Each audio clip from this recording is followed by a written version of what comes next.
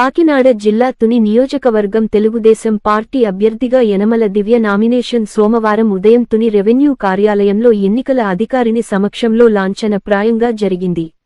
Nomination కార్యక్రమానికి నియోజకవర్గంలోని అన్ని గ్రామాల నుండి పెద్ద ఎత్తున అభిమానులు, కార్యకర్తలు, నాయకులు జై దివ్య జై యనమల అనే నినాదాలతో తుని పట్టణం పసుపు రంగు అలముకున్నట్టుగా అభిమానుల మనసులో గెలుపు మనదేనన్న ధీమాలో తమ అభిమాని దివ్యమ్మ గెలుపుకు కృషి చేస్తామని జై తెలుగుదేశం అనే నినాదాలతో తెలిపారు.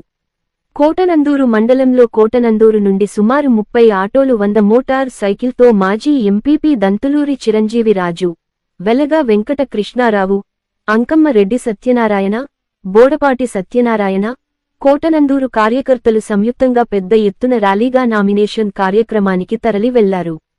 తమ అభిమాని దివ్యమ్మ గెలుపుకు కష్టించి పని చేస్తామని, గెలుపే ధ్యేయంగా పార్టీ నిర్ణయాల మేరకు పనిచేస్తామన్నారు.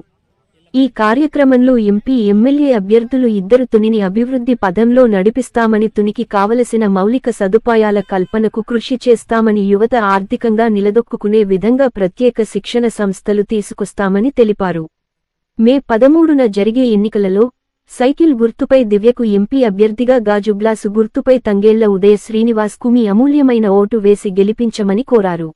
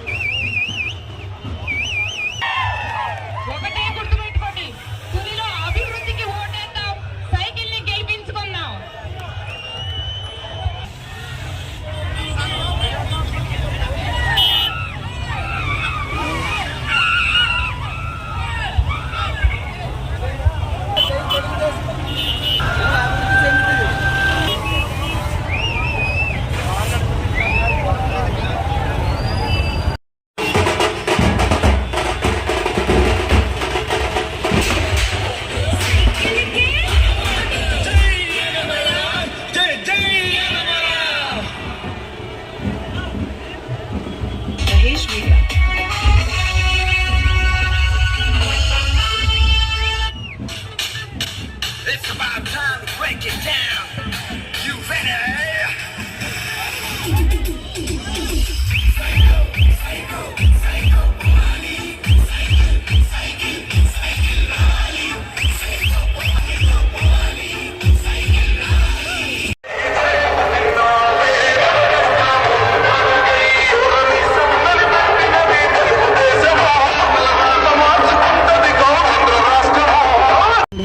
ఈ పర్యటనలో వాళ్ళిద్దరిని చూస్తుంటే, జనం వాళ్ళ వైపు చూస్తుంటే వాళ్ళ కుటుంబమే 1,00,000 మంది ఉన్నట్టు ఆ ఆదరణ కనిపిస్తుంది.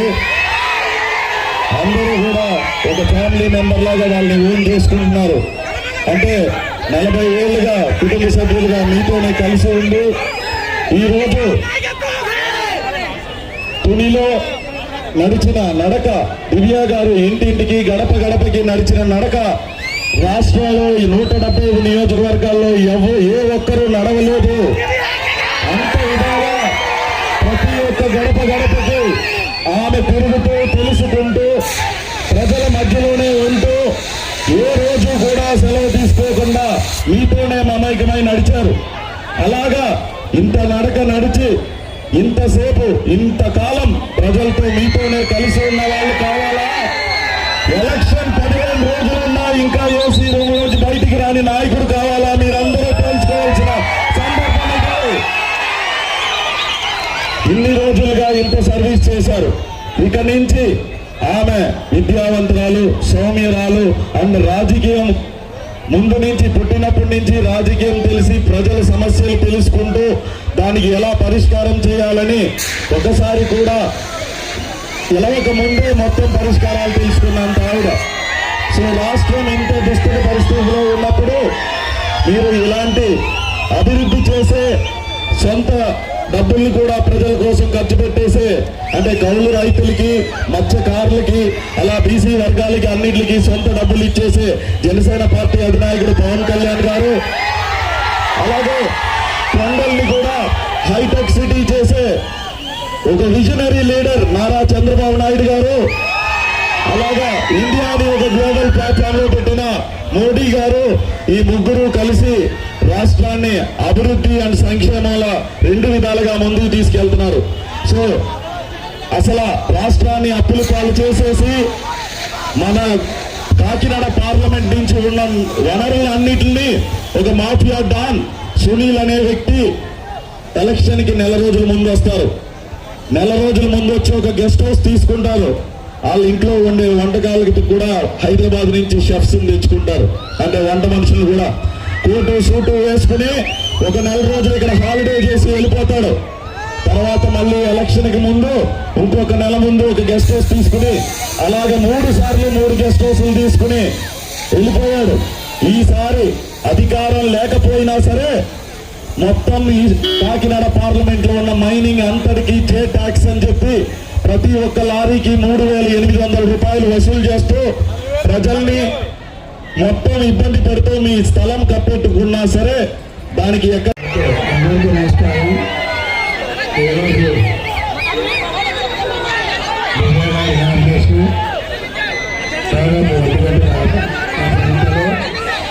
నామినేషన్ వేశారు.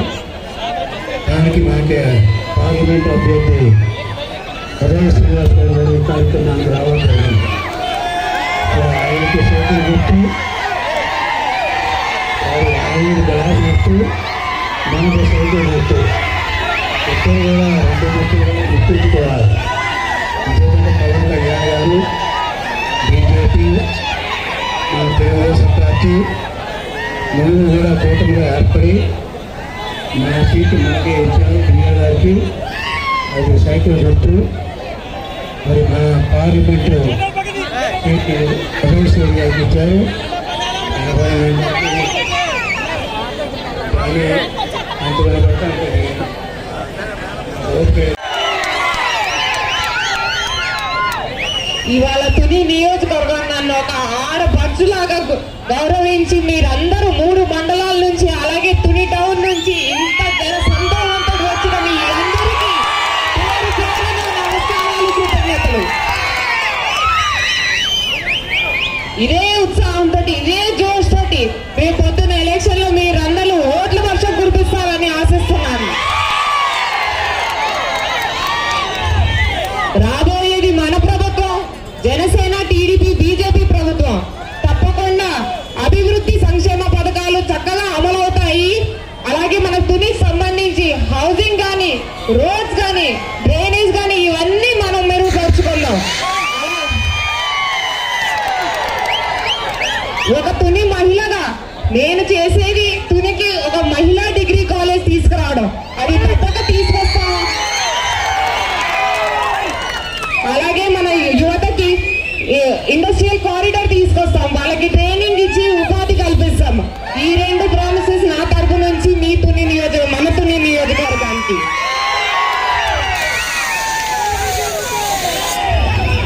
నేను ఎక్కడికి వెళ్ళలేదు, ఇక్కడే